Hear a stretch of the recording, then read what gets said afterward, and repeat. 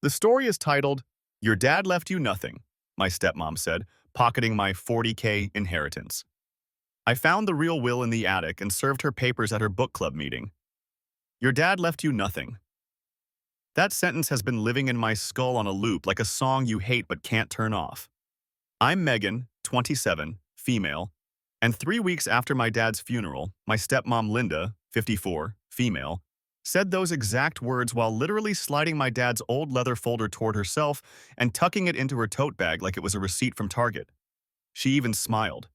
That tight, polite smile she uses on waiters. But I'm getting ahead of myself. Before Linda, it was just me and my dad, Mark, 58, male. He was a mechanic who always smelled like motor oil and spearmint gum, and he used to joke that the only inheritance I'd get was rust and bad jokes. We didn't have much, but the man showed up. Every softball game, every school play, every panic attack over SATs. He also showed up with debt, medical bills from when I was a kid, a foreclosure scare. I grew up thinking final notice was just normal mail. Then Linda appeared. She was my dad's customer first, brought in a Lexus for brakes, left with a boyfriend. She worked as a financial coordinator for some dentist's office and talked a lot about elevating lifestyles. She wore beige everything and made fun of the way my dad still used a flip phone. At first, I tried. I really did. Linda liked white wine and true crime podcasts, so I forced myself to sit on the couch and listen while she narrated murders over Sauvignon Blanc. She'd ask really pointed questions like, "So, Megan, what's your plan if art school doesn't work out?" In that tone that already assumed it wouldn't. When they got married, she redecorated our house. My dad's framed NASCAR posters disappeared. So did the ugly but sentimental recliner his dad had given him. A wedding photo of them went up where my third-grade drawing of us used to hang. I found that drawing later folded in half in a donate pile, a pen line straight through my crayon face. I kept it. The crease felt symbolic. Over the years, Linda turned their finances into a mystery I apparently wasn't allowed to solve. She'd take calls in the other room, say things like, "We need to protect our assets," whenever I mentioned student loans. Whenever Dad brought up setting something aside for Meg, she'd immediately pivot the conversation to how we're not a bank, or how kids these days need to learn not to expect handouts. Meanwhile, Dad would still slip me $20 for gas every time I visited, even though I took the bus. The last real conversation we had, before the hospital, before the machines, he squeezed my hand and said, "Whatever happens, kiddo, I made sure you're okay. You hear me? Linda knows." Turns out, Linda knew a lot more than I did. Turns out, Linda knew a lot more than I did. The talk happened at the kitchen table, 3 days after we buried my dad. The casserole dishes were still on the counter, half wrapped in foil. His coffee mug was in the sink with that ring of brown at the bottom. I couldn't even look at it. Linda set down this worn leather folder I recognized instantly. Dad's important stuff folder. He'd kept it in the bottom drawer of his dresser for as long as I could remember. Seeing it in her hands made my stomach twist. "So," she started in her HR voice, "I met with the lawyer. Your dad didn't leave you anything, Megan." Just like that, no cushion, no apology. She slid the folder toward herself, not me. I felt my ears burn. "What do you mean, nothing? He told me—" She cut me off with this sharp little laugh. "You know your father. Always making promises he couldn't keep. By the time the hospital bills were paid, there was nothing left. Honestly, you should be grateful I'm not asking you to contribute." I knew about the bills. I'd watched him argue with insurance on speakerphone. But nothing didn't fit with "I made sure you're okay." "What about his life insurance?" I asked. My voice cracked on insurance, which pissed me off because I wanted to sound strong, not 12. Her eyes flashed for a second. Then she rolled them. "Do you have any idea how expensive everything was? The funeral alone was almost $40,000. Money doesn't just appear because you feel entitled to it." 40,000. The number lodged in my brain like a splinter. She tucked the leather folder into her oversized tote bag and snapped it shut. That physical sound felt louder than it should have, like a vault closing. "I thought I could at least see the paperwork," I said. "Dad always said we'd go over it together." Linda stood up so fast her chair screeched against the tile. "I am not doing this with you. I just lost my husband. I'm drowning in responsibilities and you're badgering me for money that doesn't exist." She grabbed a glass from the counter and slammed it into the sink so hard it cracked. Tiny shards jumped, one hitting my wrist. A thin line of blood appeared. We just stared at it. "Look what you made me do," she whispered, voice shaking. "God, you're just like him. Always pushing." She swept past me, shoulder-checking me hard enough that I stumbled into the counter. A casserole dish slid off and exploded on the floor, spinach and glass everywhere. Linda didn't even look back. That night I went to Dad's old dresser, needing something, anything of his that she hadn't touched. The bottom drawer was empty. No folder, no yellowed envelopes, nothing. Except when I knelt to close it, I noticed something. Faint scuff marks on the floor, in front of the hallway attic door. Like someone had dragged a ladder out recently. We hadn't been up there in years. Breaking into your own childhood home feels a lot less badass when your hands are shaking so hard you can't get the key in the lock. I didn't actually break in, for the record. Jason met me around noon, when Linda would be at the dentist office, elevating people's smiles. "She gave me a key years ago to feed the cat," Jason said, holding up this faded bronze key like it was contraband. "She probably forgot." The moment the door opened, the air hit me. Lemon cleaner overlaid with something stale. My dad's house, but not. The walls looked naked without his junk. There were pale rectangles where old pictures had hung, like ghosts. 10 minutes, Jason said quietly. "Grab what you need." I walked straight past my old room, straight to that stupid narrow hallway door with the string hanging down. The attic. The pull cord left dust on my fingers. The ladder creaked when it unfolded like it was warning me. My heart pounded so hard I could hear it in my ears. The attic smelled like dry wood and mouse poop. I coughed, waving dust away, phone flashlight cutting through the dark. Box after box, all labeled in Linda's tidy handwriting. Holiday, linens, kitchen. And then, shoved in the corner like an afterthought, mark, old. I dragged it toward me. The cardboard scraped my knees. Inside was basically my childhood. My softball trophies thrown in with spark plugs, a Father's Day card I'd made in kindergarten, the edges chewed. On top of everything, face down, was a photo frame. I flipped it over. It was the picture that used to hang in the hallway. Me and Dad on the hood of his truck, my missing front teeth, his arm around me. The glass was cracked straight across our faces, like someone had stepped on it. I swallowed hard and kept digging. At the bottom of the box, under a stack of old bank statements, I saw it, a thick envelope with my dad's blocky handwriting. "Will, put in folder if something happens." My hands went numb.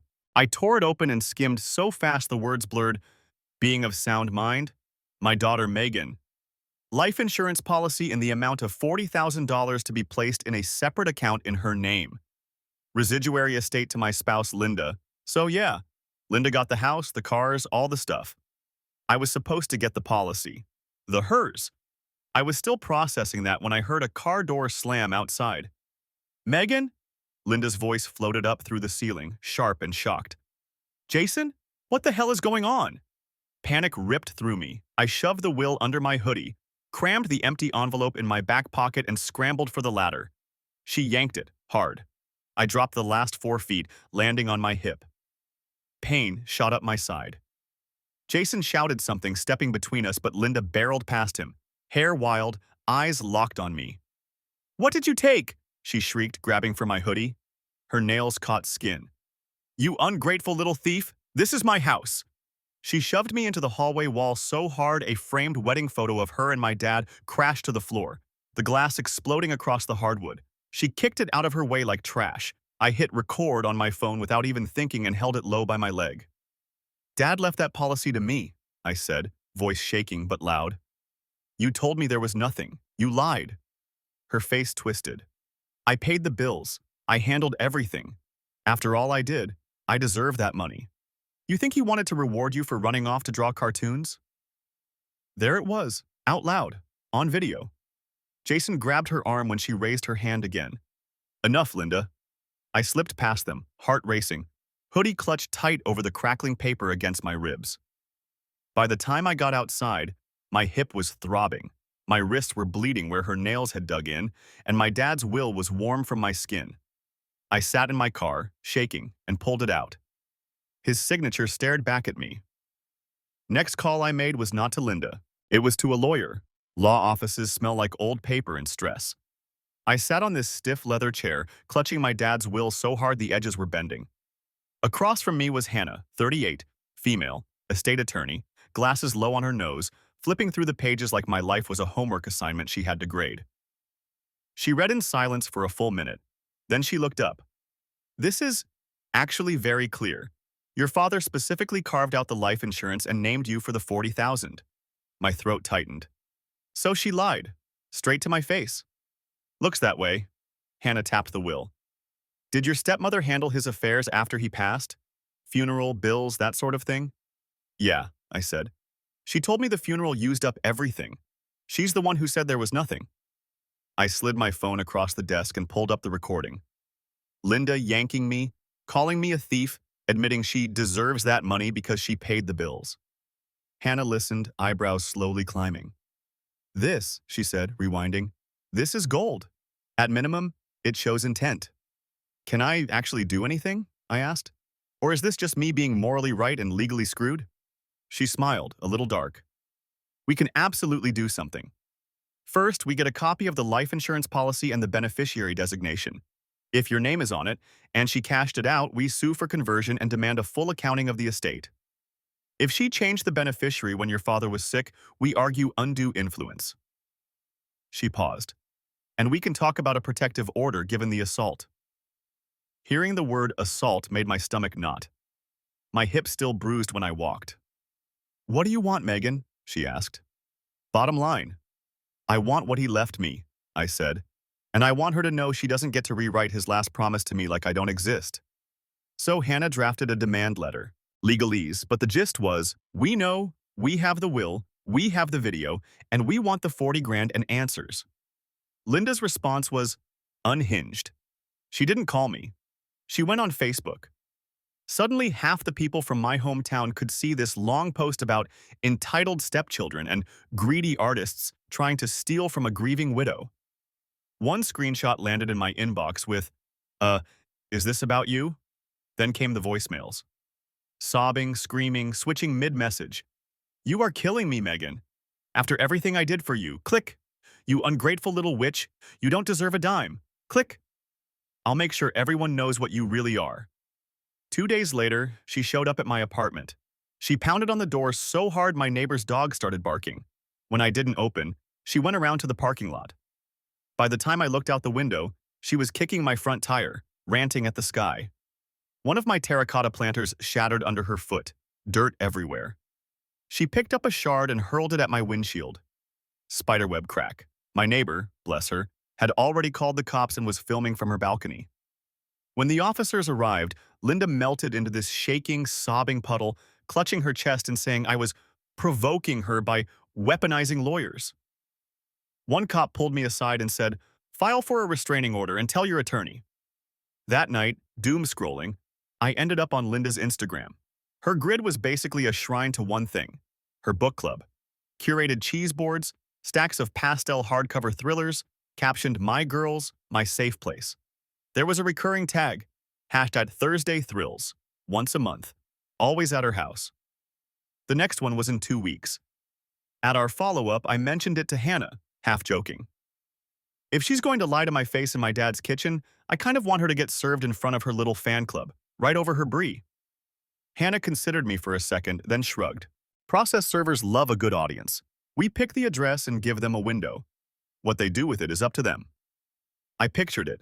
Linda holding court, wine glass in hand, talking about toxic people, when a stranger walks in with a manila envelope and her legal karma.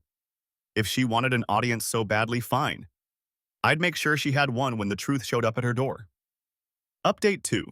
Okay, so apparently some of you want me to go nuclear, and others are like, just take the money and walk away. Meanwhile, I'm in the middle, oscillating between wanting peace and wanting to personally staple the will to Linda's vision board. A few things have happened since my last post. First, Hannah filed for a temporary restraining order. We used the video from my apartment complex and the clips of Linda smashing my planter and cracking my windshield. The judge granted it. When the sheriff tried to serve her that, she apparently put on this performance about being terrorized by her husband's unstable daughter. He still handed it to her. I wish I'd seen her face. Second, remember how Linda posted that long Facebook rant? Someone in her precious book club screenshotted the comments and anonymously sent them to me. Turns out Linda has been workshopping her narrative for weeks. I'm money-obsessed, ungrateful, dangerous when upset. One woman even commented, "Cut her off before she ruins your life." Cool, but buried in there was something interesting. Linda bragged about how responsible she was for managing Mark's life insurance like a pro. Exact words. Hannah almost laughed when I showed her. "She is confessing on Maine," she said. "We now have the will leaving me the 40,000, the recording of her saying she deserves my money, the vandalism video, the Facebook post bragging about the life insurance." So yeah, we're moving forward with the lawsuit. Papers are drafted. The process server has been booked for Thursday. Yes, that Thursday. Hat Thursday. Thrills. A lot of you suggested extra petty touches. One comment that stuck with me said, "Make her face the truth in the exact space she uses to lie about you." That hit me hard, because my dad used to say, "People show you who they are where they feel most comfortable." For Linda, that place is her living room, barefoot with a glass of wine, holding court over a cheese board while she rewrites history to an audience. So that's the plan. Her safe place, my truth. I'm not going to scream. I'm not going to touch her. I'm just going to walk in, look her in the eye, and let the law talk for me. And if she explodes, well, that part I won't have to imagine for long. Thursday felt like waiting for a storm you'd scheduled yourself. I met the process server a block away from Linda's house. His name was Tyler, 32, male, all calm energy and cargo pants. He held the thick manila envelope like it weighed nothing. To me, it felt like a brick. "You sure you want to be here?" he asked. I pulled my dad's old denim jacket tighter around me, the one I'd rescued from the torn trash bag in the rain. "I need her to see I'm not backing down." Linda's street was already lined with SUVs. Through the front window, I could see clusters of women, stemless wine glasses in hand, laughing around her stupidly perfect charcuterie board. Candles, white couch, Pinterest core. "All right," Tyler said. "You stay behind me. No contact. I walk in, say her name, hand it over. That's it." We walked up the driveway. My heart was beating so hard I could feel it in my teeth. The front door was open. I could hear her before I saw her. "And then she actually filed for a restraining order," Linda was saying, laughing this high, brittle laugh. "My therapist says she's always been unstable. Her father coddled her." I stepped just inside the entryway behind Tyler. Living room full of women. Cheese board like a still life. Linda dead center, barefoot, holding a glass of red like a prop. When she saw me, the color drained from her face. "What is she doing here?" she snapped. The room went quiet. "Megan, you're not allowed within..." Tyler stepped forward. "Linda? Last name?" He didn't even flinch at her glare. "I have legal documents for you." She turned to him, confused. "You can't just walk into my home. This is a private..." He held out the envelope. "You've been served." It was weirdly anticlimactic, just paper passing from one hand to another. Then Linda saw the heading through the flap. My name, hers, the words petition and estate. Something in her snapped. "You little snake," she hissed, rounding on me. "You orchestrated this? At my book club? In front of my friends?" One of the women, Rachel, 41, female, the one who'd DM'd me screenshots, shifted uncomfortably on the couch. Linda's voice climbed. "After everything I paid for, I used your father's policy to cover his hospital bills and funeral so you wouldn't have to sell your precious sketchbooks, and now you're suing me for it? I earned that money." Murmurs rippled through the room. Tyler's brows shot up slightly. I could practically hear Hannah's voice in my head. "She is confessing on Maine again." "You're also violating the restraining order right now," I said quietly. My voice still shook, but I said it. "You came to my apartment, remember? Smashed my windshield?" A couple phones came out, not subtle. "Put the phones away!" Linda shrieked. She swung her arm, red wine arcing through the air. It splashed across her own white couch, dripping down like blood. The glass slipped from her hand and shattered on the hardwood. Rachel stood up. "Linda, maybe sit down." Linda shoved the coffee table instead. Candles toppled, wax spilling, cheese and crackers sliding to the floor in a greasy avalanche. "This is what she does!" she screamed, pointing at me with a shaking hand. "She ruins everything, then plays victim. Just like her father, she lunged. Tyler stepped in front of me, hand up. Rachel grabbed Linda's arm. Linda yanked free so hard she stumbled, knocking into one of her friends. The woman crashed into the bookshelf, sending hardcovers and a framed "Live Laugh Love" print raining down. Someone yelled, "I'm calling 911!" Linda froze, chest heaving, mascara streaked down her cheeks. She looked around at the wrecked coffee table, the wine stain, the phones pointed at her. "You're all believing her?" she whispered. "Over me?" I met her eyes. For the first time, she looked small. "My dad believed me," I said. "That's why he wrote the will." Outside, sirens started to wail, getting closer. Tyler touched my elbow. "Time to go." As we stepped off her porch, I heard her voice break into a sob behind us, high and ragged. Another glass shattered. A dog started barking. A couple of her girls followed us out, deliberately avoiding her gaze. I didn't look back. The storm had finally hit her house, not mine. The cops didn't haul Linda away in handcuffs that night or anything dramatic like that. Real life is slower and pettier. They separated everyone, took statements, and watched the videos. One officer glanced at me and quietly said, "You're the protected party? Your lawyer's going to love this." I went home with shaking hands and a weird, buzzing calm. For the first time since my dad died, I felt like I wasn't just absorbing damage. I'd actually hit back. The real revenge came a few weeks later.